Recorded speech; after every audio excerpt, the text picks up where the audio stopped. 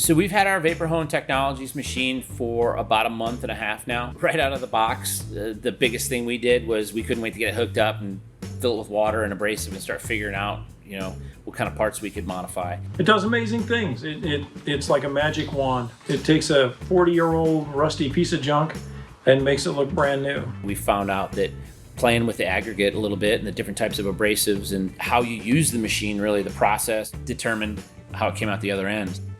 There's little things in these motors like 800 Razors and Rangers, the oil relief valve.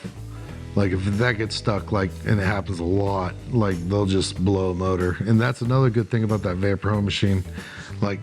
It'll burr up inside that where the little dowel pins rides up and down. So if it scratches it up, then it gets stuck, then nobody can get it out. Just a little piece, a little piece of dirt can just jack up a motor. But that Vapor Home is just recondition it, make it smooth so it'd slide up and down again. It's not just a blast cabinet. You're not just sandblasting a part so that you can paint it.